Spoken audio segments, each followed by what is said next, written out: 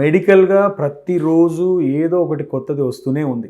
మార్కెట్‌లో కొత్త కార్లు, కొత్త టీవీలు, కొత్త మొబైల్ ఫోన్ ఎట్లా వస్తున్నాయో, మెడికల్‌గా కూడా ఇలా ప్రతిరోజు ఏదో ఒక కొత్త టెక్నాలజీ వస్తూ ఉంది. కానీ ప్రస్తుతం అంటే నా ఒపీనియన్, ఒక 10 మంది ఒపీనియన్ నేను చెప్పట్లేదు.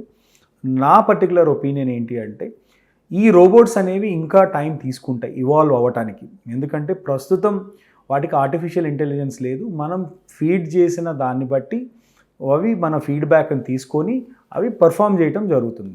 అయితే రోబోట్ అనేది పూర్తిగా రోబోటే ఎళ్లి సర్జరీ చెయ్యదు. అది ఓన్లీ మనకు అసిస్ట్ చేస్తుంది. మనం ఇప్పుడు అంతకుముందు మేము ఒక జిగ్ అని పెట్టేవాళ్ళం. ఆ జిగ్‌లో మనం ఒక సా పెట్టి కట్ చేస్తాం బోన్‌ని.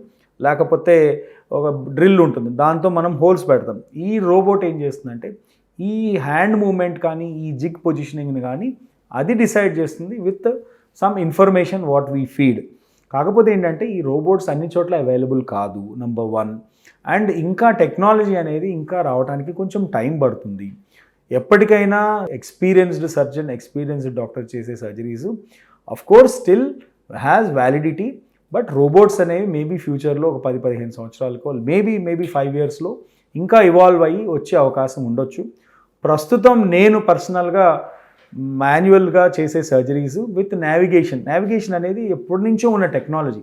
ఈ నావిగేషన్ టెక్నాలజీలో ఏంటంటే, మనం సరిగ్గా కట్ చేస్తున్నామా లేదా మన ఐస్‌తో ఒక్కొక్కసారి మనం అనుకుంటాం ఇది కరెక్టే అని, కానీ ఆ మెజరింగ్ డివైజెస్ అనేవి కొన్ని ఉంటాయి. ఈ నావిగేషన్ సిస్టమ్ అనేది మెజరింగ్ డివైస్ బేసికలీ దట్ మనం కరెక్ట్ కట్ చేస్తున్నామా లేదని కన్ఫర్మ్ చేయడానికి ఈ నావిగేషన్ సిస్టమ్ మనల్ని గైడ్ చేస్తుంది. ఓకే, సో మనల్ని ఒకళ్ళు అంటే మనం ఒక కార్లో ఎక్కి వెళ్ళేదానికి మనంతట మనం దారి చూసుకొని వెళ్ళేదానికి చాలా తేడా ఉంది. సో అదేవిధంగా ఈ నావిగేషన్ సిస్టమ్ అనేది అది కార్లో ఎక్కి వెళ్ళినట్టు దట్ అది మన డెసిగ్నేటెడ్ స్పేస్లోకి తీసుకెళ్తుంది అనమాట.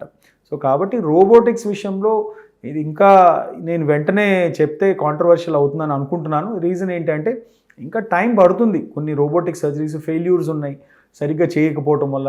Time is longer. So robotic సర్జరీస్లో కొంచెం టైం అనేది మామూలు సర్జరీస్ కన్నా ఎక్కువ పట్టే అవకాశం ఉంటుంది. కాస్ట్, మోస్ట్ ఇంపార్టెంట్ ఏంటంటే కాస్ట్ ఆఫ్ ది సర్జరీస్ కూడా ఎక్కువ అయిపోవటం. సో ఇన్ని సంవత్సరాలు రోబోట్ లేకుండానే సర్జరీస్ జరిగినాయి కదండి. సో ఇన్ని సంవత్సరాలు కూడా రోబోటిక్ నీ రీప్లేస్మెంట్స్ కూడా, నార్మల్ నీ రీప్లేస్మెంట్స్ కూడా పేషెంట్స్ చాలా హ్యాపీగానే ఉన్నారు, బాగానే ఉన్నారు. బట్ ఫ్యూచర్ డెఫినెట్లీ ఈ రోబోటిక్స్ అనేది ప్లేస్ తీసుకుంటుంది. మేము స్టార్ట్ చేసాం. రీజన్ ఏంటి అంటే, to be with other people, to be updated. So మేము మా ఇన్స్టిట్యూట్లో we are ready with robotic surgeries. కాకపోతే ఏంటంటే, చాలా కాషియస్గా, గార్డెడ్గా ఎక్కడ దాన్ని వాడచ్చో అక్కడ మాత్రమే వాడటానికి మేము చూస్తున్నాం అనమాట.